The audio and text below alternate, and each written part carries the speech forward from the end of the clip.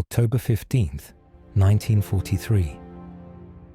Block 27, Birkenau. They shaved our heads, burned our names, and gave us numbers. But I found my brother's eyes again in a stranger's face, and that is how I remembered we were still people. They don't let us speak unless they're yelling, so I've learned to carry silence like a satchel, not empty, just waiting to be opened when no one's looking. The mornings are coldest before roll call, not because of the air, but because that's when your body remembers you were once held. That once someone called your name gently, not barked it from a clipboard. There's a boy across from me who coughs in his sleep. Each time he does, the man beside him shifts slightly, as if shielding him from something neither of them can stop. They don't speak. They don't even know each other's real names. But in this place, that is what love looks like. They feed us a crust of bread and hot water and call it nourishment. But my mother used to say, a warm word fills you longer than any soup. So I've begun to speak warm things in my head. Recipes, holidays, my sister's voice when she used to sing to herself while sweeping. They can ration food, but not memory, not unless we let them. Yesterday, it snowed. Just for a moment, it didn't stick. But for a brief time, the sky felt clean again. One of the men near me looked up and smiled, not with joy, but with recognition. Like he remembered a snowball in his hand, or frost on a window before any of this began.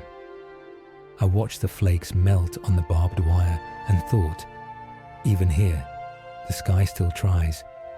We are not supposed to look at the guards, but sometimes I catch one staring too long, as if he's trying to convince himself we are no longer people. And I wonder if his mother would recognize him now, if he'd flinch to hear his own name spoken the way he says ours. If maybe, just maybe, he's also afraid of forgetting who he used to be. There's a girl near the back of our barracks who draws in the dust on the floor with her fingers. I've seen her sketch the same face 3 days in a row. It's a woman with soft eyes and a scarf tied at the neck. I don't ask who it is. I already know. She's not drawing for herself. She's drawing for someone who never made it here.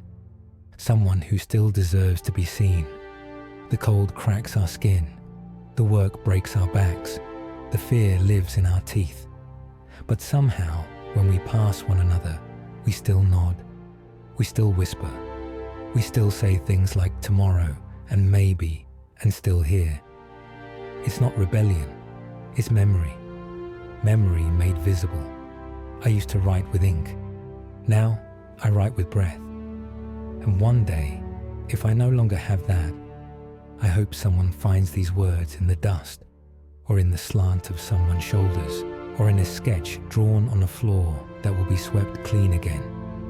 Because even silence leaves fingerprints. And even if I am gone, even if no one ever says my name again, this was real. I saw the snow.